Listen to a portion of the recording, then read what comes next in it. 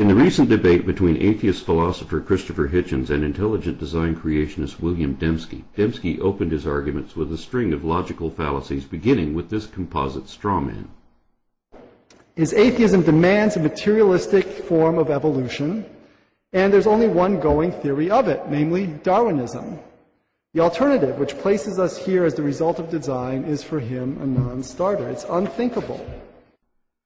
Of course, atheism doesn't demand anything. We have neither the need to believe nor the required defensive belief that religion does.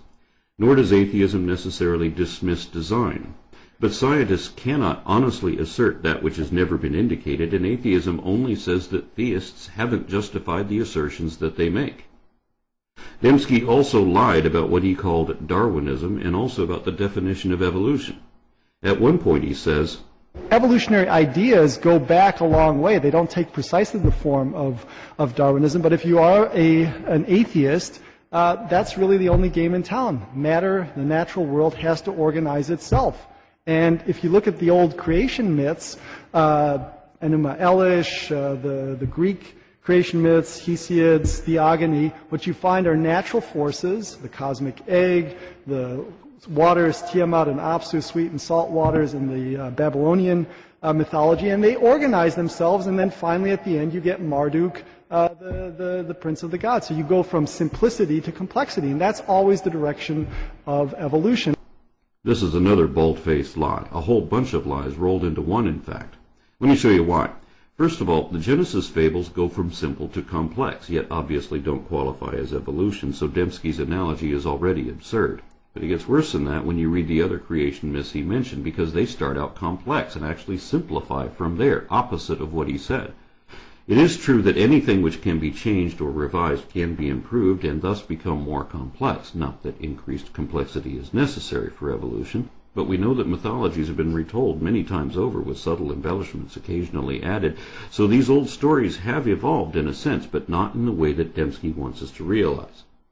First of all, Hesiod's Theogony may be contemporary to Genesis 2, but Enuma Elish is the oldest creation myth known to archaeology and has many other myths associated with it, which are all older than the Bible, yet written by the very ancestors of the biblical authors. All these myths anthropomorphize natural events. Theogony gave human personalities to the earth and sky, while Enuma Elish declares a river to be the masculine lover of a feminine sea. Likewise, the Bible's book of Proverbs personifies wisdom as though she were a goddess. This is how most gods were created. But now let's look at what these stories actually say. In the Greek creation myth, we see that the same prophecy is shared at the birth of Zeus as with Moses and Jesus, that the child shall overrule the current lord if not killed in infancy. The men of the earth were also cursed by the God of gods for their discovery of forbidden knowledge. Whether it is the acquisition of fire or the release of evil from Pandora's box, there are parallels to Genesis 2. But Theogony shows parallels with the New Testament too, because the god Prometheus is crucified to atone for the sin of man. Enuma Elish describes the creation in 6 generations of gods recorded on 7 tablets. The 6th divine generation included Marduk, who created man to complete their work so that future generations, beginning with the 7th, could rest. Even the method of creation is similar to Yahweh's creation of Eve in Genesis 2. The creation of the first men and women in Genesis 1 is paralleled by another pre-biblical myth, the Epic of Atrahasis, wherein clay figurines are washed in the blood of a god who was sacrificed that they might come to life. All of these evidently inspired the familiar revisions which are eventually compiled into the Bible. None of them are remotely evolutionary or materialist, and all of them are quite the opposite of everything Dembski said they were. A professor of philosophy with degrees in both theology and psychology has no excuse for an error of this magnitude, especially when... My dad was a biologist. He taught evolutionary biology. When Hitchens took the floor again, he accurately observed that Western monotheism has always been initially hostile to significant revelations of science until these became so humiliatingly obvious that even those in the business of denying reality were forced to accept them. Hitchens also turned to the void already absent of any evidence to indicate God and filled that with negative evidence, further diminishing the likelihood. Things like universal chaos, rampant extinctions, various examples of scriptural and practical contradictions inherent in the common assumptions of Abrahamic theism. But in defense of evolution, Hitchens usually cited Christian evolutionists, preemptively disproving some of Dembski's predicted allegations, although Dembski still went on to make those accusations anyway. Most importantly, Hitchens argued for the value of objective analysis, which he described as evidence against interest. He also pointed out that we are primates, and all that that implies, both for evolution and against Dembski's idea of the image of God. I would have fleshed out our taxonomy a good deal further, but of course Dembski exhibits no knowledge of that subject and is required by his faith to dismiss it, which he tried to do using one of the staples of creationist misrepresentation. I think there's a fair amount of common ancestry, but I'm certainly not an advocate of universal common ancestry. I just don't think the fossil record bears that out. I think the Cambrian explosion is a perfect example where you have just you have these forms which are just there, poof, and there are no precursors. The Cambrian is the first period of the Paleozoic era. It's a span of about 50 million years wherein the earliest forms of all the current phyla appeared, and many more were already extinct by the end, and it ended hundreds of millions of years ago, before there were any mammals, reptiles, amphibians, or anything else of that sort. Not even sharks, insects, or recognizable plants existed yet, but Dembski expects us to believe that Bambi and Thumper and Curious George were suddenly poofed into a world of trees and flowers and chirping birds out of nothing all at once. He believes this only because his storybook says so, but that is not what paleontology shows, and he knows it. Very few Cambrian fauna still look like their modern descendants, and most of the rest died out since then, and some were so alien to our time as to defy classification. There were even some macroscopic animals who seem to have gone extinct before the Cambrian explosion. How is any of that either inconsistent with evolution or supportive of intelligent design? How is it that animals as complex as trilobites and brachiopods could spring forth so suddenly, completely formed without a trace of their ancestors in the underlying strata? Trilobites are the earliest members of a clade which today includes horseshoe crabs, scorpions, spiders, mites, and a handful of other horrors, none of which yet existed in the Cambrian, or they existed but were not yet fully formed. All these groups were derived during the Cambrian, along with Eurypterids and aglaspids, earlier Xiphosaurs with a dozen or so eyes on their tails of all places, and many other crazy things which survived that age, and all of them are found in a chronological sequence implying stages of development from trilobites. Even if we forget about all these subsequent or descendant groups, the family of trilobites alone eventually grew to include roughly 15,000 species, and those are just the ones that are still recognizable as trilobites. Yet all of them were already gone millions of years before the first dinosaurs appeared. How is that inconsistent with evolution, or indicative of a divine design?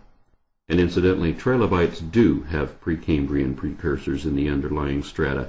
It's a not quite trilobite, not fully formed. It doesn't even have eyes yet. So Dembski is definitely lying when he tries to cite the Cambrian explosion as either a challenge to evolution or indicative of design, and he can't pretend not to know better because... I was raised in a largely secular home, a biologist father who taught evolutionary biology. Ultimately, Hitchens hit Dembski with one of my favorite questions, wherein he lists some of the other facts of evolution and cosmology, which we can actually prove to be true of our position, and challenged his opponent to do the same. What is true of your view? Of course, Dembski had no way to answer this question, so he ignored it too. He quite wrongly assumed that Hitchens' rejection of God was a result of accepting evolution. As I have already shown, this is the first and foremost of the foundational falsehoods of creationism. Dembski based his entire presentation on his own rejection of evolution. He denies evidence of any type, all on the same excuse that that doesn't prove anything. Thus he ignores everything which only evolutionary science can explain, while forgetting that his religious alternative explains nothing. Note that the full positive case for God's existence can and should be fleshed out. Typically, such a case flows from critical reflection on the big questions of life. Why is there something rather than nothing? Where did we come from? Where are we going? Why should we take morality seriously? Why is the world comprehensible to our minds? Why does mathematics, presumably a human invention, have such a precise purchase on physical reality? Each of these questions can, in my view, be answered better within a theistic than an atheistic worldview. But of course, religion doesn't answer any of these questions with any measurable degree of accuracy like only science can, and in my view, cosmology and evolution do a better job of that in each of the cases he mentioned. Dembski claimed to have ample evidence of his intelligent design alternative, but failed to list any of it. He seems to think that complaints about evolution, misunderstood and misrepresented, could somehow count as evidence of miraculous creation. He criticized Hitchens' skepticism, but gave no explanation why the audience should assume the same conclusions that Dembski does, nor could he, since he admitted in the debate that his own conversion was based on emotion rather than evidence. And without presenting any evidence at all, Dembski said that his argument had somehow already established the existence of God. But all he did was assume God, and assume that everyone else assumed the same thing, without reason, since he had none to give. Neither did he refute any of the points Hitchens actually made, either on stage or in his book, yet he claimed to have just done so while we were watching. I've watched the video again a couple more times since then, and no, he didn't. Less than halfway into his opening comments, an obviously delusional Dembski has evoked at least a half a dozen logical fallacies and lied no less than 9 times so far, but hasn't yet presented any sort of case and was already claiming victory. I know what you're all thinking. Since the evidence for evolution is so underwhelming, and since Hitchens has hitched his wagon to evolution, shouldn't he now be ready to abandon evolution and consider the existence of God? The one thing Dembski did make clear, albeit unwittingly, was that his position was based on circular arguments and assumed conclusions, left unquestioned. Because even if his critiques were all correct, they still wouldn't imply a divine designer, and whenever we do not yet know the real explanation, we cannot simply throw up our hands and say that it happened by magic. But this is what Dembski expects us to do. His argument depends on an absurd, false dichotomy, and it only deteriorated from there. Hitchens started off very slowly, but picked up steam as things progressed. I feel suddenly combative and engaged. While Dembski seemed increasingly weak, confused, even discouraged with how indefensible his seemingly unexamined belief obviously is. Soon he added equivocation to his list of logical fallacies already in play, and ultimately tried to project his own faults onto an opponent who will not share them. Hitchens exhibits a very selective concern for truth. What seems to matter most to him is not whether a claim is true, but whether it makes a good stick to beat religion. Change the last word of this lie, and Dembski is describing himself. In short, Dembski's comments were entirely empty, yet the audience of this church sometimes applauded him anyway, especially when he praised his sickness as though it were the cure. Dembski apologized for the evils ordered or condoned by God throughout the Bible, but failed to realize the obvious implications of that. In the end, he even lamented the fact that the Bible was written the way it was, and admitted that he only accepted the whole of his dogma as a package deal. In summary, Dembski seemed to ignore every point that Hitchens had made, and made no points of his own which Hitchens did not adequately address. Dembski wasn't prepared to debate the man, but apparently only wanted to critique his book. I mean, what poisons everything? Is it religion? I would say, get a mirror and look at it. We all poison everything. That's right, Bill. And as someone with your education should know, religion is a human construct and is thus poisoned. So you're critiquing the wrong book. This one is full of poison, and is so obvious about it that it threatens anyone who realizes that with a fate worse than death.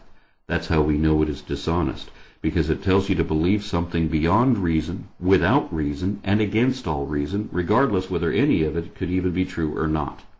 Knowing only this should be enough for you to reject religion.